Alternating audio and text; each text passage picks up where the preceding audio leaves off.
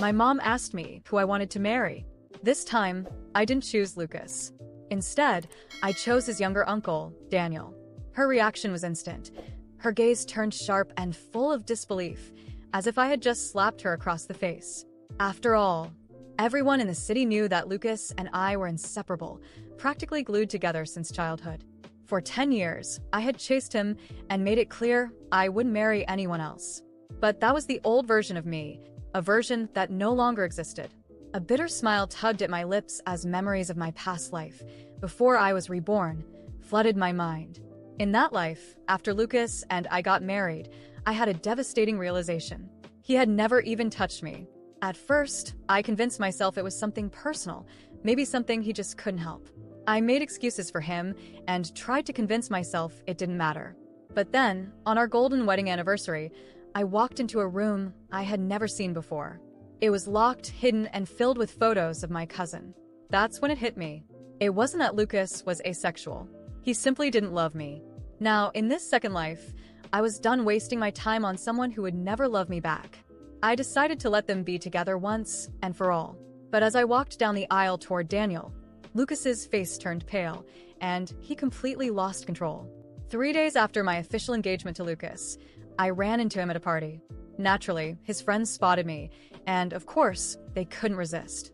They were already laughing, clearly having a field day at my expense. "Lucas, look who's here." Your little shadow showed up again. One of them called out with a grin. "Bianca, you're already engaged to Lucas, and you're still hanging around him. Shouldn't you let the poor guy enjoy his party before tying him down?" Another chimed in. When Lucas saw me, his annoyance was written all over his face. "Bianca," he spat, "are you really so desperate to marry me? You didn't even bother to get my approval before locking down this engagement, and now the whole city is talking about it. You've got some nerve." His disgust hit me like a punch in the gut. I had to take a deep breath and steady myself before saying anything. "I didn't need your approval. I'm not marrying you." The room burst into laughter. Lucas's friends practically doubled over. They laughed so hard that, of course, they couldn't resist piling on. "Lucas," one of them shouted, "you better watch out. Your fiancé is about to pull another stunt to get your attention." Lucas just shook his head, looking more and more annoyed. "Bianca, now you're trying to play hard to get." I couldn't help but smirk. "With your family? If I'm not marrying you, who else would marry you?" He leaned in closer, his voice dripping with sarcasm. "Don't forget, you've been saying since we were kids that you'd marry me. The whole city already thinks you're mine." Then he whispered, "I'll let this engagement slide. But don't forget, sure, I can give you a big wedding, but the marriage license? That's only for the one I actually want to marry." I froze. In my past life, Lucas had followed through with his family's plans at this exact moment, and we had registered our marriage. Could it be that he had been reborn too? Before I could even process what was happening, my cousin Helena appeared at the party. The moment she spotted me standing next to Lucas, her face twisted in distress, and tears began to spill from her eyes. "Bianca, Lucas, I heard you're getting married soon. I didn't bring a gift, but I wish you both all the happiness in the world," she stammered, her voice breaking with every word. Before she could finish, Helena turned and bolted, sobbing as she ran off. "Look at what you've done, Bianca," Lucas muttered under his breath, giving me a furious glare before rushing after her without another word. When they came back, their fingers were locked together, tight as ever. Helena's lips were swollen and red, and there was a hickey on Lucas's neck. The whole room was watching, waiting to see what I'd do. In my previous life, if I saw another woman getting too close to Lucas, I'd make a scene to ensure everyone knew he was still mine. Lucas stepped forward, positioning Helena behind him like some kind of shield, his face wearing this weird, expectant expression. But I didn't give him the reaction he was clearly hoping for. Minutes passed, and his smug little face started to falter. Then he sneered. "Well, look at that. At least you've grown up a little. No screaming or throwing a fit like you used to." I didn't even dignify his jab with a response. As the party wound down, and we all started heading toward the door, Lucas stopped me in my tracks. "It's late, and it's not safe. I'll give you a ride," he said. Since the ride was free, and I wasn't about to walk home, I didn't argue. I climbed into the back seat, but Lucas was faster than me. He blocked the front passenger seat and said, "You're sitting in the back." With that, he gently helped Helena into the front seat like it was the most natural thing in the world. "I'm sorry, Bianca," Helena said with feigned concern. Lucas is just being protective. He's afraid I'll get car sick. I didn't say anything. I just slid into the back seat, exactly where I had planned to sit in the first place. The whole ride home was just Lucas and Helena talking and laughing like they were the only two people on the planet. At a red light, Helena teased Lucas, asking him to help her with some lip balm. They exchanged this look, and I swear the tension in the air thickened. Suddenly, Lucas whipped his head toward the rearview mirror, like he just remembered I was in the car. When his eyes met mine, and I pointedly stared out the window, trying to ignore them, his expression faltered for a moment. For a moment, I saw raw anger flash across his face. Then, before I could even process it, he slammed his foot down on the gas pedal. When we pulled up to my place, Lucas did something I really wasn't expecting. He grabbed my arm again. "All right, enough with the act," he said, his tone dismissive. "Don't pretend like you don't care. It's beneath you." With that, he shoved a bracelet into my hand. "This is your engagement gift from me," he added, his voice dripping with condescension. "As long as you stay in line, I'll throw you a wedding. At least on paper. Everyone will think you're my wife." I glanced up at him, locking eyes. "And who exactly are you planning to marry, Helena?" Lucas's face twisted with rage, but there was something almost smug underneath it, as if he was enjoying the chaos he was causing. "I knew it. You've been pretending the whole time," he sneered. "Listen up. Don't you dare breathe a word of this to anyone in either of our families. My relationship with Helena is none of your business. She's kind and fragile. Nothing like your petty little schemes." His voice dropped low, almost a warning. "If you ever hurt her, don't think for a second I'll still go through with this wedding." I couldn't help but laugh. He was too much of a coward to be honest with the Hughes family. Yet somehow I was the one painted as the villain in all of this. I didn't say another word. I just turned on my heel and walked into my apartment, the weight of it all pressing down on me. The moment I stepped through the door, my phone buzzed in my hand. It was a video from Helena. I hesitated before opening it, but when I did, there they were. Lucas gently helping Helena fasten a necklace around her neck. The brand was unmistakable. And then it hit me. The bracelet Lucas had just given me was the freebie that came with that very necklace. They were so close, their necks almost touching. And then, as the camera zoomed in, they kissed. The sound of it pierced the silence of the car. Sharp, intrusive, like a slap to my chest. "Bianca, Lucas must have told you by now. Right after the wedding, he's going to marry me. Legally. Just so you know, without a legal marriage, there's no inheritance rights. Guess it's my turn to become the richest woman in Evergreen City." Helena. She had been reborn, too. It all clicked. Even though Lucas and Helena had no connection in our past life, this time, just days into it, they were already acting like a couple, doing all the things lovers do. It was as if they had an unspoken understanding, as if they were trying to pick up exactly where they left off. I lowered my gaze, memories of my past life flooding back. I thought about when I first married into Lucas's family. Right after the wedding, it felt like everything changed. The company started receiving a flood of partnership offers, landing new contracts left and right. Hughes Enterprises' assets skyrocketed, and before long, they had become the richest company in Los Angeles. The patriarch of the Hughes family was convinced I was the one bringing good fortune to Lucas. Strangely enough, the family seemed to like me more and more with each passing day. They treated me like I was one of their own, like I truly belonged. Despite Lucas's cold indifference, I honestly thought I was happy. At least until I found the photos. One afternoon, my mom came into my room with some surprising news.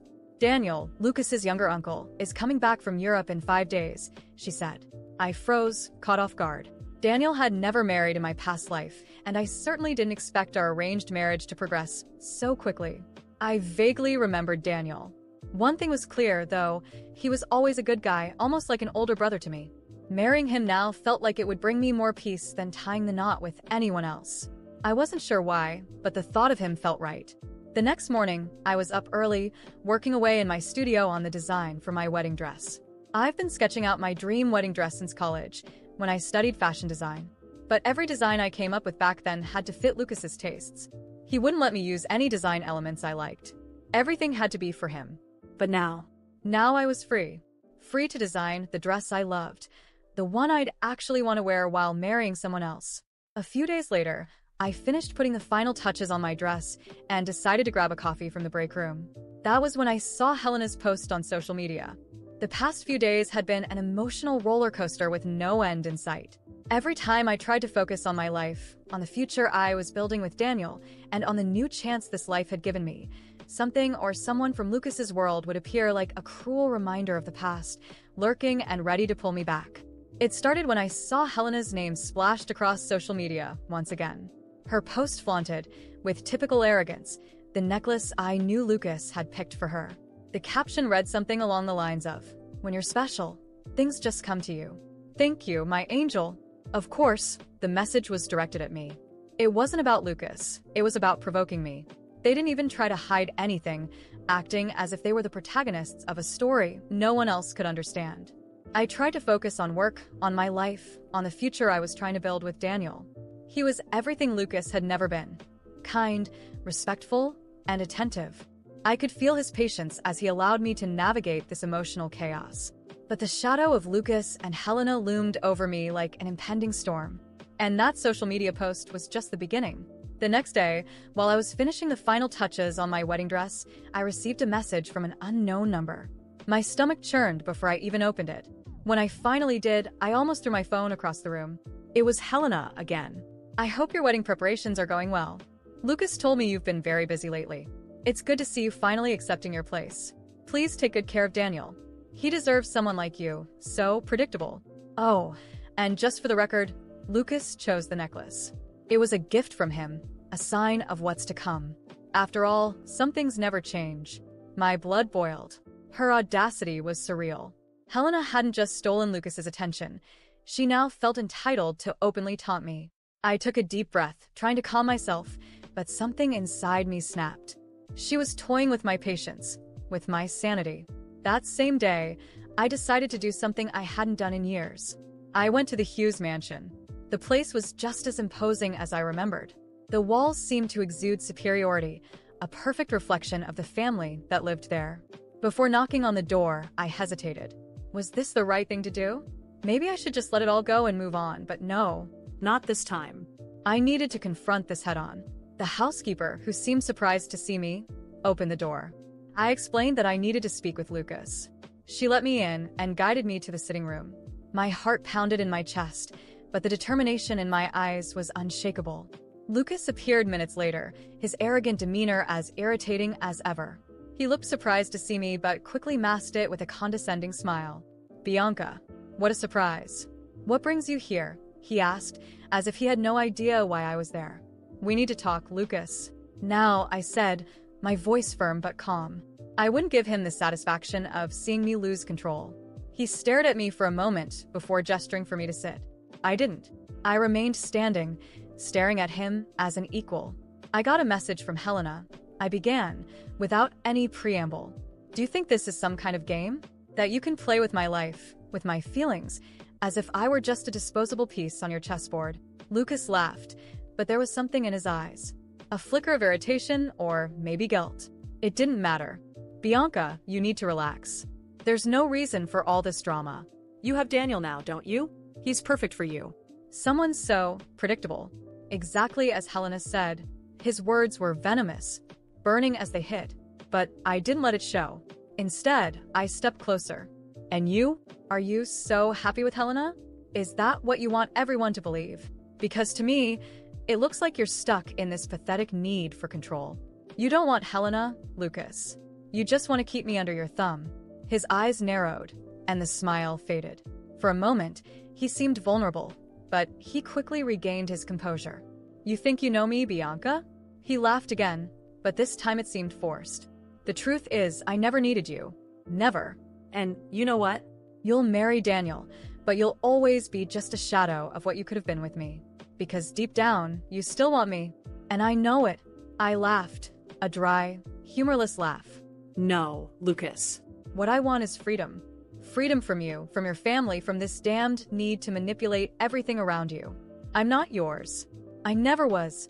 Before he could respond, I turned and walked away. I didn't look back. It wasn't worth it. For the first time in a long time, I felt a sense of peace. Lucas no longer had power over me, and I was ready to build something real with Daniel. But when I got home, another message was waiting for me. It was a video from Helena. When I opened it, my heart sank. It was Lucas and Helena, laughing together, toasting with champagne glasses. At the end of the video, Helena smiled directly at the camera and said, "You'll never be free, Bianca. We'll always be here, watching. Enjoy it while you can." I deleted the message, took a deep breath, and decided they would no longer have any space in my mind. No matter what they tried, I would no longer be a piece in their game. When I received that message from Helena, something inside me snapped. It wasn't sadness or anger, but a clarity that almost frightened me. I knew I would never have peace as long as Lucas and Helena kept toying with me, treating my life like a chessboard where I was just a disposable pawn. If they wanted a game, I would finish it on my own terms. I waited. Every move had to be calculated. For days, I kept my routine, pretending everything was normal, but my mind was racing. With the help of an old friend, Camila, who had always supported me and knew part of my story with Lucas, I began to piece together a plan. First, I asked her to help me discreetly monitor Helena's social media. That was where Helena paraded her perfect life with Lucas, making it painfully clear how much she enjoyed provoking me. Helena didn't realize her arrogance was her biggest weakness. Everything I needed to act was there, in the captions, the smug glances and photos. She wanted the world to believe Lucas was entirely hers, but I knew that was a lie. I took the opportunity. I arranged to meet Lucas under the pretense of needing to discuss something important about my upcoming wedding. It was the perfect excuse, something he wouldn't refuse. When he arrived at the cafe I had chosen, he greeted me with that smug smile that always irritated me to my core. "Bianca, this is unexpected. I thought you wanted to erase every trace of the past," he said, settling into the chair. "And I do, Lucas. But to do that, I need to resolve things once and for all. There's something I need to tell you." I made sure to appear vulnerable, something he always loved to exploit. He smiled like he had already won. "I'm listening." I looked him directly in the eyes. "I want to thank you, truly, for showing me who you really are. Because of that, I've learned that I don't need you for anything. But you've always needed me. Always. That's why you keep meddling in my life, through Helena." Lucas frowned, clearly uncomfortable. "I have no idea what you're talking about." "No?" "Then explain Helena's messages. The videos. This constant obsession with showing me how happy you two are. None of this has anything to do with me? Because to me, it seems like you can't live without my presence, even from a distance." I smiled coldly. "You know what's funny? You don't love her, Lucas. You love control. And she's just a reflection of your own ego." He was speechless for a moment, and for the first time, I noticed something I had never seen before. Lucas wasn't strong or confident. He was an empty man who needed to feel in control to convince himself he had any worth. That silence was all I needed to know I was right. I stood, adjusting my bag on my shoulder. "Enjoy your happiness with Helena. And remember this, people like you always fall on their own. I'm just giving you a little push." I left before he could respond. I knew he would try some sort of retaliation, but I was ready. 2 days later, Helena sent me another message. This time, it was a picture of her and Lucas, captioned, "Some things never change." I smiled as I read it. She had no idea what was coming. That same night, with Camila's help, I sent an envelope to Helena's door. Inside were printed messages between Lucas and another woman, an ex-colleague of his. I didn't need to say anything. The message was clear. Helena didn't take long to react. The next day, she posted a picture of herself alone, captioned, "Some truths change everything." After that, her social media went silent. I knew she was busy confronting Lucas. And for the first time, I felt at peace. Weeks passed, and Lucas tried to contact me a few times, but I ignored him. My focus was on Daniel and the life we were building together. One evening, while we were having dinner, I received a text from an unknown number. The words were unmistakable. "You may have won this time, but I'll be back. People like us always come back." I stared at the message for a moment, emotionless, and simply deleted it. There was no longer any space for Lucas or Helena in my life. If they wanted to continue their toxic cycle, it would be without me. I had already won the most important battle, my freedom.